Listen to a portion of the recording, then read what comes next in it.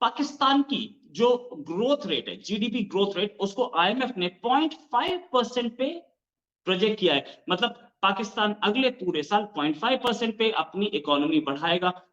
जो सपने थे $400 बिलियन से ऊपर जाने के, बढ़ेंगे कि नहीं बढ़ेगी पता नहीं, लेकिन पाकिस्तान में किसी भी हुक्मरान को, किसी भी पॉलिटिशियन को इस चीज की चिंता बिल्कुल नहीं है कि मोदी जी अपने वो उसमें एक जलसे में जा रहे हैं, रोजगार के वहां जलसे में 71,000 नई जॉब लेटर्स वहां डिलीवर करें। रोजगार मेला सर, रोजगार मेला लग रहा है जी। 1 करोड़ का तो वादा हमारा भी था। कहा तो गया था कि लोग बाहर से आके गोरे भी यहाँ जाबे करेंगे, यहाँ पे अमेरिकन आके उबर चलाएंगे, यहाँ अमेरिकन गोरे गोरियां आके यहाँ पे क्रीम चलाएंगे, यहाँ पे वो घरों में डिलीवरियां करेंगे, पिज्जा आपका जो पापा जान पिज्जा डिलीवर किया करेंगे। आपने भी दिखाए तो ख्वाब हमें ऐसे ही थे, लेकिन दुख के साथ है कि आपकी शायद आवाज पड़ोस वालों ने सुन ली है। वो 71,000 जॉब लेटर, मैं समझता हूँ हिस्ट्री, मैं आज तक पहले इस तरह की खबर मैंने नहीं सुनी। जय हिंद दोस्तों, पाकिस्तान ब्रेकिंग न्यूज चैनल में आप सभी का हार्दिक स्वागत। आईएमएफ की तरफ से पाकिस्तान के लिए एक और बुरी खबर आई, जहां पर आईएमएफ ने ये डिक्लेयर किया कि आने वाले सालों में पाकिस्तान 0.5% से ग्रोथ करेगा। इसका मतलब यह है कि पाकिस्तान की ग्रोथ रेट दुनिया में सबसे कम होगी। सोमालिया जैसी कंट्री भी पाकिस्तान से ज़्यादा ग्रोथ कर रही है। वहीं पर आईएमएफ ने ये कहा कि अगर पाकिस्तान को ऐसे ही लोन चाहिए तो उनको उनके सारे शर्त मानने होंगे। पर सबसे बड़ा सदमा पाकिस्तान को तब लगा जब एक तरफ पाकिस्तान की अर्थव्यवस्था डूबती जा रही है, वहीं पर पीएम मोदी ने 70,000 लोगों को ऑफर लेटर्स दिए हैं, वो भी रोजगार मेले में, जहां पर भारत अब रोजगार मेले के ऊपर काम कर रहा है, जहां पर सभी नए और पुराने लोगों को जॉब्स ऑफर किए जाते हैं उनके एजुकेशंस और उनके एक्सपीरियंस के ऊपर। वहीं पर पाकिस्तान में ऐसा कोई भी स्कीम नहीं है, क्योंकि जहां पर देश खुद ही डूब रहा हो तो वो अपने लोगों को रोजगार कहां से देगा। तो क्या पाकिस्तान ऐसे ही करके भारत से जलता रहेगा और देखते रहेगा भारत की उन्नति? ऐसे ही वीडियो को अंतिम तक देखते रहिए, लाइक कीजिए, शेयर कीजिए और सब्सक्राइब कीजिए हमारे चैनल को, और बेल आइकन दबाना बिल्कुल भी ना भूले। और आपकी जो भी राय हो उसे कमेंट बॉक्स में जरूर दे। धन्यवाद। पाकिस्तान की जो नए फैक्ट एंड फिगर्स आए हैं आईएमएफ की तरफ से, उसमें ये बताया गया है कि जैसा आपने बताया कि 0.5% जो ग्रोथ है जीडीपी की, वो उसमें मेंशन की गई है। अच्छा, फिर उसके साथ ये कहा गया कि 27.1% जो है वो इन्फ्लेशन रेट जो है वो रहेगा, और नेक्स्ट 2 इयर्स तक रहेगा कम से कम ये जो इन्फ्लेशन रेट है। और 27.1% काफी ज्यादा है मेरा ख्याल नहीं है, सभी ये कहेंगे, यकीन है कि भाई ये तो बहुत ज्यादा है। अच्छा, फिर करंट अकाउंट डेफिसिट जो है वो कहा गया है कि जीडीपी का 2.3% होने की वो प्रिडिक्ट किया गया।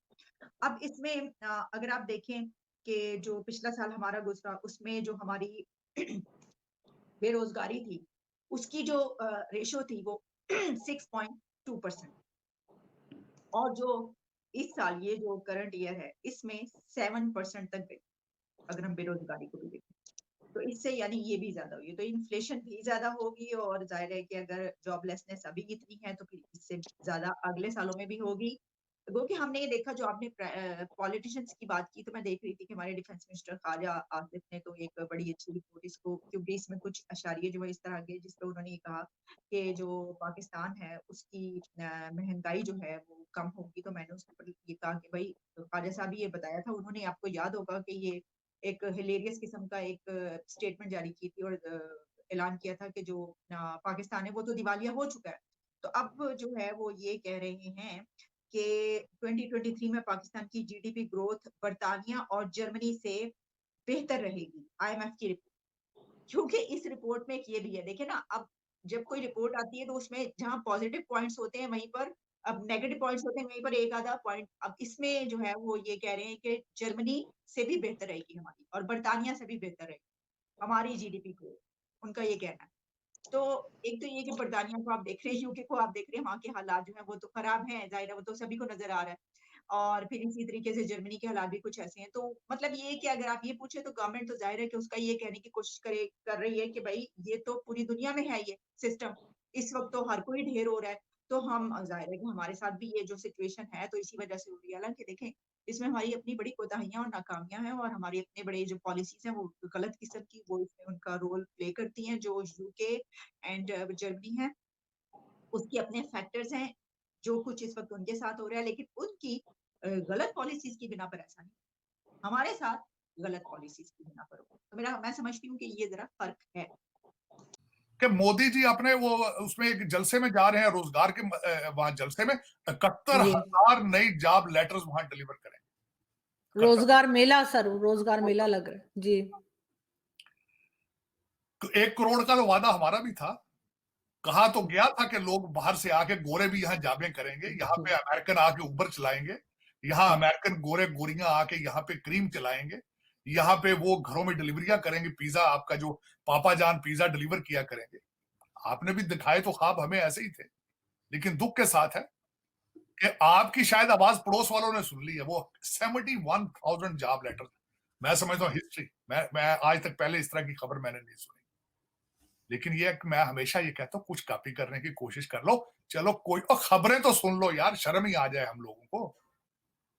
करना तो दूर की बात है, खबरें उनकी सर चैनल ही बैन कर रखा है तो कैसे खबरें सुनेंगे ये? इन्होंने तो इंडियन चैनल्स बैन कर रखे, न्यूज चैनल यहाँ नहीं चल सकते। तो मूवीज तो चलाते हैं भाग भाग के, मूवीज तो उनके सिनेमा में चल रही है, देखे ना। ढंग की कोई सबक वाली चीज नहीं सीखनी वहां से ये नहीं सीखना कि इंटरनेट वो तरक्की टेक्नोलॉजी में, आईटी टेक्नोलॉजी में तरक्की किस तरह कर रहे हैं, उस साइड पे नहीं जाना।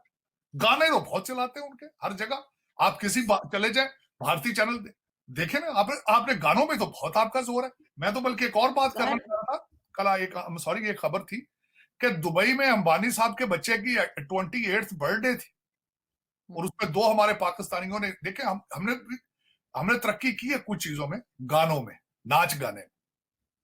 वहां पे आपके आतिफ असलम साहब ने अपनी आवाज का जादू जगाया।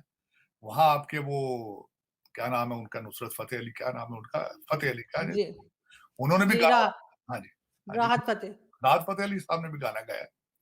आप मतलब की चीजों में बहुत तरक्की करते हैं, 2 नंबरी में बड़ी तरक्की की आपने।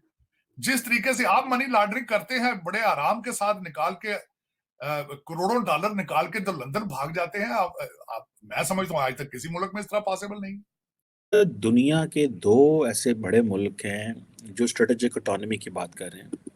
एक तो अगर आपको याद हो कि भारत के जो फॉरेन मिनिस्टर साहब हैं, minister for external affairs doctor Jaishankar, strategic autonomy की बात कर रहे थे।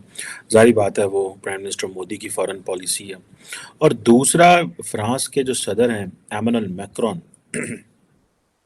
He is talking of strategic autonomy की बात कर रहे हैं, जो कि और वो कह रहे हैं कि जी एक पोल ऑफ पावर अमेरिका है, दूसरा पोल ऑफ पावर चाइना है, और जो तीसरा पोल ऑफ पावर है that should be the European union. और वो कह रहे हैं कि जी जो यूरोप की जो सॉवरेनिटी है उसकी बात कर रहे हैं। बहुत सारे लोगों का कहना यह है कि ये टाइमिंग ठीक नहीं है। अब अमेरिका जो है वो जारी बात है, वो कहते हैं कि अमेरिकन प्रेस देखिए तो वो कह रहे हैं कि इन्होंने एक डेंजरस सिचुएशन और डेंजरस एनवायरनमेंट क्रिएट कर दिया है